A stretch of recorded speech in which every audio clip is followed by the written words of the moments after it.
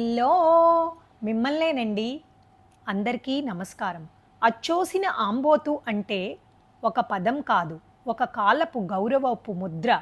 దీనికోసం తెలుసుకోవాలనుకుంటున్నారా? Video skip చేయకుండా చివరి వరకు చూడండి. అర్థం తెలియని ప్రతి పదము అసభ్యంగా అనిపిస్తుంది. అంటే అది నవ్వే పదమా? తిట్టే పదమా? అది ఒక కథ, ఒక చరిత్ర, ఒక కాలపు వ్యవస్థకు నిలువెత్తు చిహ్నం. పూర్వం పల్లెటూర్లలో ఆరోగ్యంగా ఉన్న ఆంబోతుల్ని గుర్తించి వాటిని ఇతర జంతువుల మాదిరిగా కాకుండా పునరుత్పత్తికి ఎంపిక చేసేవాళ్ళు. ఆ ఎంపికైన ఆంబోతులపై ఒక ప్రత్యేకమైన ముద్ర వేసేవారు. ఆ ముద్రే ఆ ఆంబోతుకు గౌరవ ముద్ర.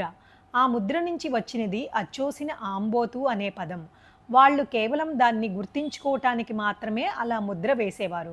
ఇది ఒక రకం టాటూ లాంటి గుర్తు, కానీ దాని భావం గొప్పది. అలా ముద్ర వేసిన ఆంబోతును ఊర్లో వాళ్ళందరూ కూడా బాగా మేపేవారు, బలంగా పెంచేవాళ్ళు. అది పని చేయదు, పొలానికి వెళ్ళనవసరం లేదు, తినడం తిరగడం పిల్లల్ని కనడమే దాని పని. అది కథ.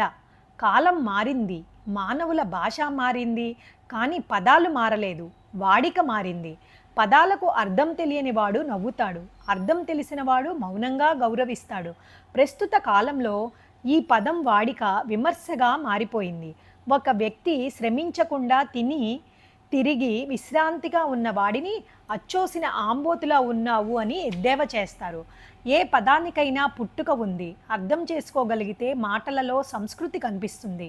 ఒక కాలం, ఒక గౌరవం, ఒక జీవి ప్రతిభకు పెట్టిన ముద్ర అది. ఇప్పుడు పదాలను ఇష్టం వచ్చినట్లు వాడుతున్న మనం దానికి అర్హులం కాదేమో. ఓం తత్సత్. మీకు నచ్చినట్లయితే లైక్ చేయండి, షేర్ చేయండి, సబ్స్క్రైబ్ చేయండి. మీతో అనురాధ కంచర్ల.